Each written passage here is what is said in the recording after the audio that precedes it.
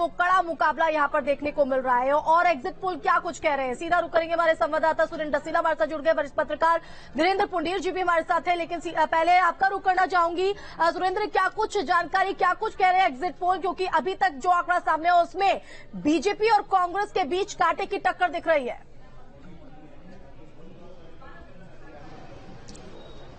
देखिए, बिल्कुल उत्तराखंड के चुनाव की अगर आप बात करें तो एग्जिट पोल इसी तरह के हैं कि बीजेपी और कांग्रेस में कांटे की टक्कर है। उत्तराखंड का कोई भी चुनाव रहा हो, 2017 के चुनाव को अगर हम छोड़ दें तो अब तक ऐसा ही रहा है।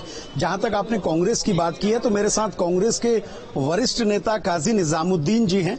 आप कांग्रेस के वरिष्ठ नेताओं में, युवा नेताओं में हैं और राजस्थान के सह प्रभारी भी रह चुके हैं। काजी जी, कुछ जो एग्जिट पोल हैं वो कांग्रेस को जिता रहे हैं, कुछ बीजेपी को जिता रहे हैं, आप लोग आश्वस्त कितने हैं?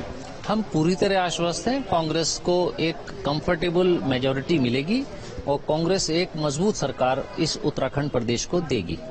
सर, दीपेंद्र हुड्डा जी देहरादून पहुंच चुके हैं, तमाम आप लोग बैठकें कर रहे हैं, रणनीति क्या है? क्या कांग्रेस ये मान रही है कि सरकार आपकी बन रही है और उसके बाद की परिस्थितियों पर, जो गोवा में नहीं हुआ, कांग्रेस सिंगल लार्जेस्ट पार्टी थी, उसके बावजूद सरकार बीजेपी ने बना ली, ऐसी स्थितियां उत्तराखंड में ना हो, क्या उसके लिए ये सारी चीजें हैं?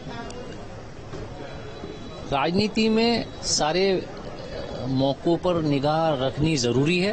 कांग्रेस पार्टी हर मौके पर निगाह रखे हुए है, हर परिस्थिति का हम आकलन कर रहे हैं, बारीकी से गहन अध्ययन करके हम आकलन कर रहे हैं। लेकिन जो जनता का रुझान हम लोगों ने चुनाव में देखा, उससे प्रतीत होता है कि कांग्रेस की एक कंफर्टेबल मेजॉरिटी के साथ सरकार बनने जा रही है और जो लाइक माइंडेड लोग होंगे उनके सहयोग लेने से हमें कोई परहेज नहीं होगा। बिल्कुल, देखिए काजी निजामुद्दीन जी जो कांग्रेस के वरिष्ठ नेता हैं वो पूरी तरह से कंफर्म हैं और पूरी तरह से कॉन्फिडेंट दिख रहे हैं, लेकिन यही जो एटीट्यूड है वो बीजेपी का भी दिख रहा है। बीजेपी भी इतनी ज्यादा कंफर्म दिख रही है। एक अपडेट मैं आपको दूंगा, मैं देहरादून में एक निजी होटल में इस वक्त मौजूद हूं। मेरे ठीक पीछे की तस्वीरें आप देखिए, अभी नेता प्रतिपक्ष प्रीतम सिंह पहुंचे हैं, वो इस होटल में जा रहे हैं जहां कांग्रेस की एक बहुत महत्वपूर्ण बैठक चल रही है। दीपेंद्र हुड्डा जो केंद्र की ओर से कांग्रेस आलाकमान ने पर्यवेक्षक बना के भेजा है, वो इस बैठक की अध्यक्षता करेंगे। मोहन प्रकाश जो उत्तराखंड के चुनाव पर्यवेक्षक थे वो इसमें मौजूद हैं। देवेंद्र यादव जो प्रदेश प्रभारी हैं, हरीश रावत पूर्व सीएम, गणेश गोदियाल प्रदेश अध्यक्ष, नेता प्रतिपक्ष, ये तमाम लोग इस बैठक में मौजूद हैं।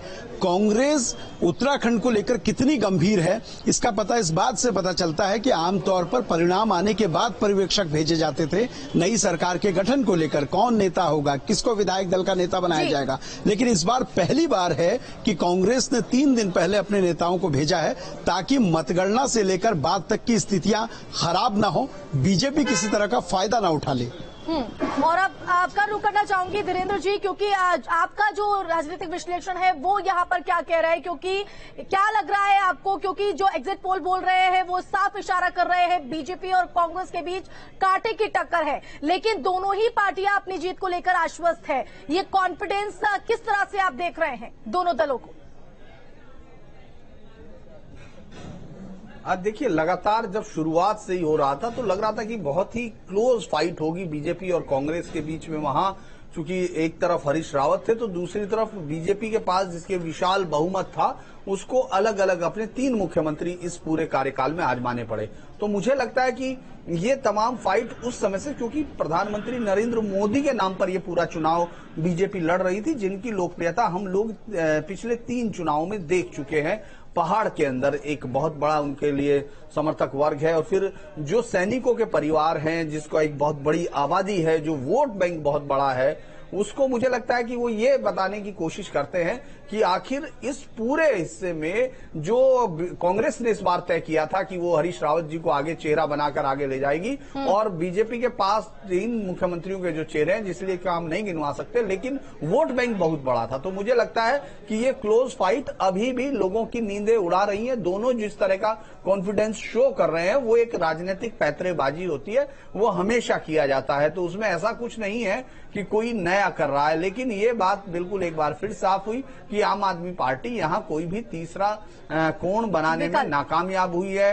कोई भी पार्टी, पूरी लड़ाई जो है सत्ता की लड़ाई, वो उन दोनों पार्टियों में सिमटी हुई है। जी बिल्कुल, लौटेंगे आपके पास। इसी बीच दर्शकों को अपडेट दे दें तो एग्जिट पोल को लेकर कांग्रेस में भारी जो उत्साह है वो यहाँ पर देखने को मिल रहा है। लगातार जो बैठकों का दौर चल रहा है, तो रिजल्ट से पहले कांग्रेस पर्यवेक्षक देहरादून पहुंचे हैं और अब से कुछ ही देर में ये जो बैठक है वो शुरू हो जाएगी। तो ये ताजा अपडेट देते कि कांग्रेस नेताओं की ये बड़ी बैठक शुरू हो चुकी है, लगातार जारी है। तो एग्जिट पोल को लेकर कांग्रेस में काफी उत्साह देखने को मिल रहा है, क्योंकि जिस तरह से एग्जिट पोल सामने आया उसके चलते बीजेपी और कांग्रेस के बीच कांटे की टक्कर है और कहीं ना कहीं कांग्रेस जो है वो मजबूत स्थिति में दिखाई पड़ रही है। और कांग्रेस प्रवक्ता गरिमा दसौनी जी भी हमारे साथ जुड़ गए हैं।